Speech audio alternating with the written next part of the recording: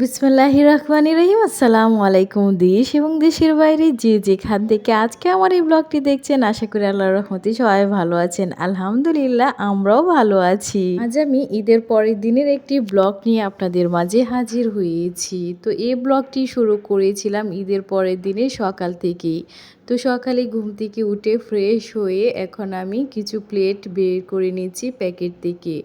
তো এই প্লেটগুলি এবং একটি গ্লাসের সেট আমি এবং আপনাদের ভাইয়া চাঁদরাতে মার্কেটে গিয়েছিলাম, তো তখনই কিনে নিয়ে এসেছিলাম। এই গ্লাসের সেটগুলি এবং প্লেটগুলি বের করে রাখছি, কারণ আজ আমাদের বাসায় মেহমান আসবে। ঈদ উপলক্ষে ওদেরকে আমি দাওয়াত করেছিলাম তার জন্যে। আর ঈদের দিন আমাদেরও দাওয়াত ছিল আমার বড় বোনের বাসায়। তো তখনই আমি আমার বড় আপুকে দাওয়াত দিয়ে এসেছিলাম এবং আমার ভাইয়া আর আন্টিকে ফোনে দাওয়াত দিয়ে দিয়েছিলাম, তো ওরাও আসবে। তো তার জন্যে প্লেটগুলি রেডি করে রেখে দিয়েছি আগে থেকে। তো এখন আমি সকালের নাস্তাটি তৈরি করে নেব। তো সকালের নাস্তাতে আপনাদের ভাইয়া গরুর মাংসের সাথে চালের রুটি খেতে চেয়েছে। তো তার জন্যে কিছু চালের রুটি তৈরি করে নিয়েছি, নিয়ে এখন রুটিগুলিকে ছেঁকে নিচ্ছি। তো রুটিগুলিকে ছেঁকে নিয়ে তারপরে ওনাকে নাস্তাটি দিয়ে দিব।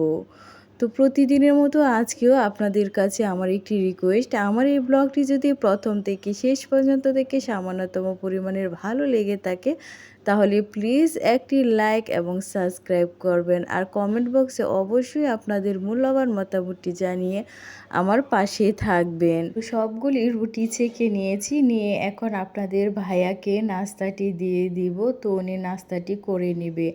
আমরা নাস্তাটি আগে করে নিয়েছিলাম, নিয়ে আমি আবার রান্নাঘরে গিয়ে রান্না বসিয়ে দিয়েছিলাম। তো আমি এর মধ্যে রান্না করে নিয়েছি তো মেহমানদের জন্যে। তো মেহমান আসার আগে আমি চেষ্টা করছি যেন রান্নাটা কমপ্লিট হয়ে যায়। আর আপনাদের ভাইয়া চালের রুটি এবং গরুর মাংস খেয়ে বলছে মাংসটা খুবই টেস্ট হয়েছে।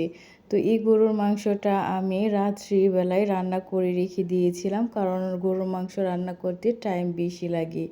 তো চলেন দেখি মেহমানদের জন্য কী কী রান্না করেছি। মেহমানদের জন্য এখানে আমি রোস্ট করেছি, তো অনেকগুলি রোস্টই করেছি দেশি মুরগির। আর এখানে করেছি গরুর মাংস।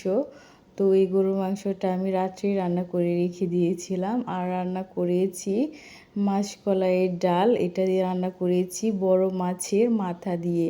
তো আমাদের ফ্যামিলির সবাই এই ডালটা খুব পছন্দ করে, তো তার জন্যে এই ডালটা রান্না করেছি। আর রান্না করা হয়েছিল পোলাও। তো এই পোলাওটা খেতে মাশাআল্লাহ অসাধারণ হয়েছিল। আর সবগুলি খাবারই খুবই টেস্ট হয়েছিল, মাশাআল্লাহ মাশাআল্লাহ। এবং সর্বশেষ রান্না করা হয়েছিল সাদা ভাত। তো সাদা ভাত রান্না করে আমি চলে গিয়েছিলাম বেডরুমে। তো আমার বেডরুমটা একদম ক্লিন করে নিয়েছি, নিয়ে তারপরে পুরো বাসাটায় আমি ক্লিন করে নিয়েছি মেহমান আসার আগেই। তো আমার বোন সর্বশেষে এসেছিল। তো আগে আমার ভাইয়া এবং আন্টি চলে এসেছিল। তো আমার আপু আসতে একটু লেট হয়ে গিয়েছিল, তো তার জন্যে সবাই অপেক্ষা করছিল, বসেছিল। তো আমি সবাইকে আমার বোন আসার পরে খাবারটা দিয়ে দিয়েছি, তো ওরা এখন খেয়ে নিচ্ছে। তো এখানে আমি রোস্ট, ডাল এবং সালাদ দিয়েছি, গরুর মাংসটা দিইনি, কারণ ফ্যানের বাতাসে ওটা ঠান্ডা হয়ে যাবে তার জন্যে। আর ওদেরকে খাবার টাইমে আমি আর ভিডিও করিনি। এর মধ্যে ওরা খাবারটি খেয়ে নিয়েছে। তো এখন আমি ওদেরকে দই খেতে দিব। আর এই দইটি আঙ্কেল আসার সময় নিয়ে এসেছিল।